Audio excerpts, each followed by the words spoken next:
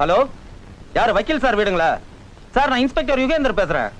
காணாம போன உங்க கிளைண்ட் ராதிகாவையும் அவளை கடத்திட்டு போனவனையும் நாங்க பிடிச்சிட்டோம். நீங்க உடனே புறப்பட்டு வாங்க. ஓகே?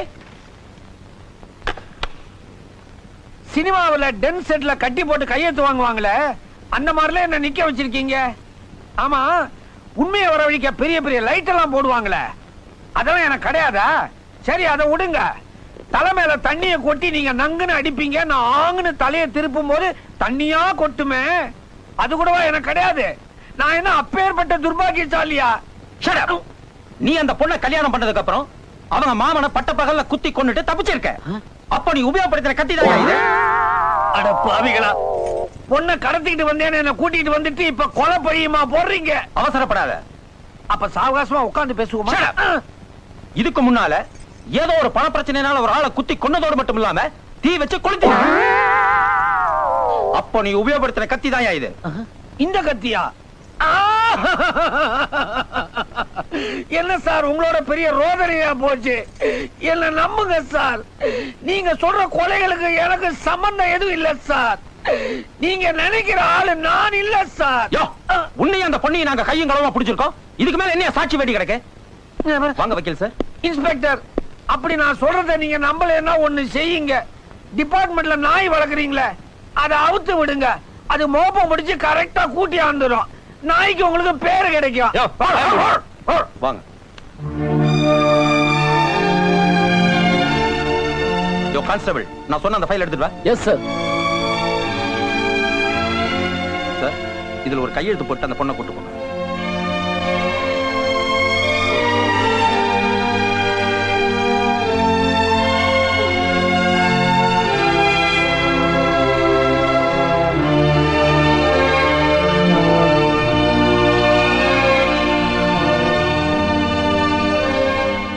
ஆளுங்க சார் இங்க இருக்கான் சார். இவரா? வக்கீல் சார், கைய குவிச்சு உங்களை கும்பிட முடியாதபடி கைய விரிச்சு கட்டி போட்டுட்டான் சார். ரோட்ல இந்த பொண்ணு குறுக்க போய்கிட்டு இருந்துச்சு. லாரிக்காரன் பார்த்தா சும்மா விடுவானா? மேல ஏத்திருவானே.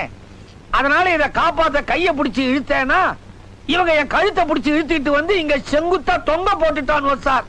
சார், நான் கம்ப்ளைண்ட் கொடுத்தது ஒரு பையன் மேல, நீங்க என்ன இவரை பிடிச்சிட்டு வந்திருக்கீங்க? கான்ஸ்டபிள், கட்டவுத்து முடியா? ஐ அம் சாரி சார். சீக்கிரம் ஐயா, முடிச்சவங்க தெரியல, நீங்க எல்லாம் ஒரு போலீஸ். வக்கீல் சார், ரொம்ப நன்றிங்க. ஆமா, அடுத்த எலெக்ஷன் எப்ப வரும்? எப்ப வேணாலும் வரும். எதுக்கு? நான் இந்த போலீஸ் ஸ்டேஷனுக்கு ஒரே ஒரு தடவை வந்ததுக்கு என் மானம், மரியாதை, சூடு, சொரணை எல்லாத்தையும் இவங்க அடிச்சு நொறுக்கிட்டாங்க. இனிமே நான் எலெக்ஷன்ல நின்னு ஜெயிச்சாலும் ஜெயிக்கலாம்.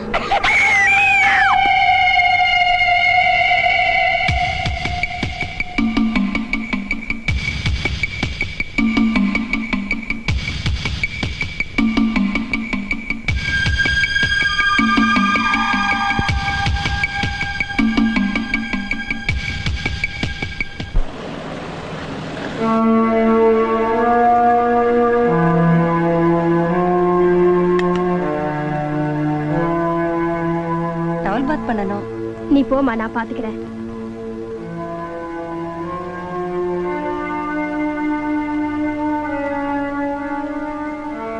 அம்மா ராதிகா, ராதிகா, ராதிகா, ராதிகா, எந்திரிமா, கை கால் தொடச்சிக்கலாம்.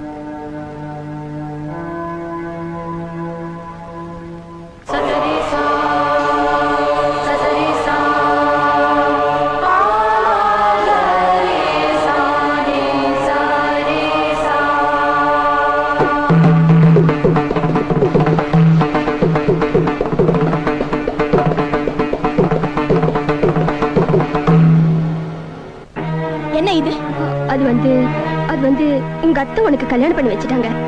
எப்போ? ஒரு இன்ஜெக்ஷன் போட்டா இப்படி ஆக்குறது உண்டு. இந்த மாதிரி மருந்துகள்லாம் நிறைய இருக்கு சார். அப்படி என்னங்க மருந்து? பணத்துக்கு ஆசைப்பட்டு சில டாக்டர்ஸ் இப்படிப்பட்ட அயோக்கியத்தனம் செஞ்சு எங்களை மாதிரி டாக்டருங்க பேரை கெடுத்துட்டு இருக்காங்க சார்.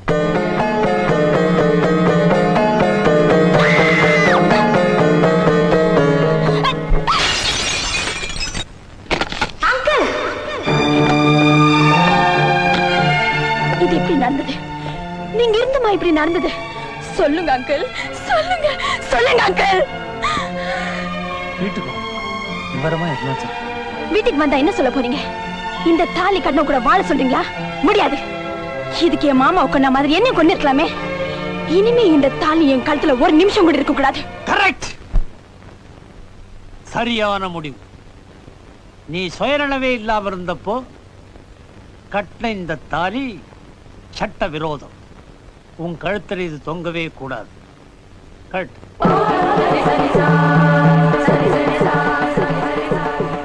கழட்டு. ஒரு நிமிஷம். கழட்டி எரிஞ்சா இங்க எங்கேயாவது தானே எரிய போற. லாபம் மடி.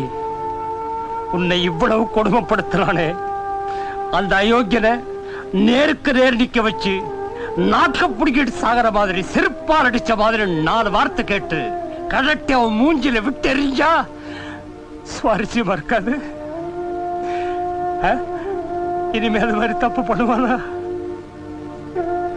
என்னம்மா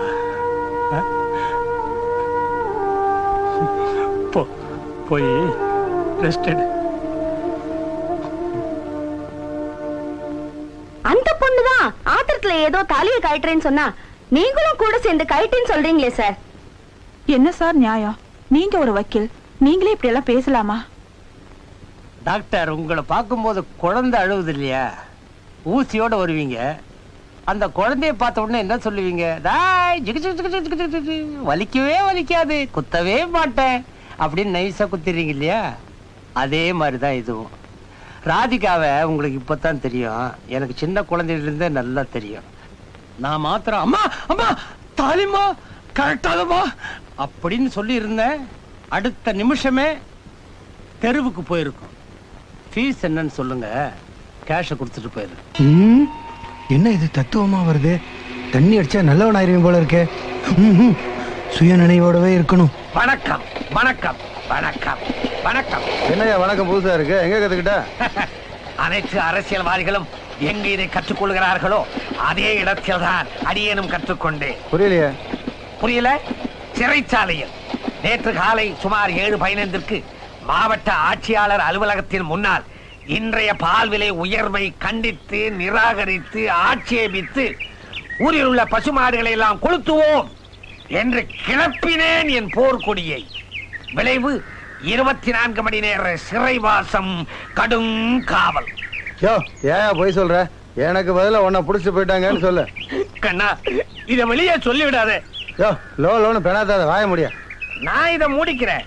ஆனா நோக்காக திறந்து வச்சிருக்காளாமே லாக்கப்ப. ஆமா, பொண்ண கடத்தினதோட மட்டும் இல்லாம கூடவே நீ 2 மர்டரும் பண்ணிருக்கியாமே. ஜாக்கிரதையா இரு. போலீஸ்காரெல்லாம் முன்ன மாதிரி இல்ல. அவ கண்ணுல பட்டுட்டா லபக்குன்னு புடிச்சுடுவா. ரொம்ப ஜாக்கிரதையா இரு. போலீஸ்காரன் பிடிக்கிறானா இல்லையா, நீயே காட்டி கொடுத்துருவ.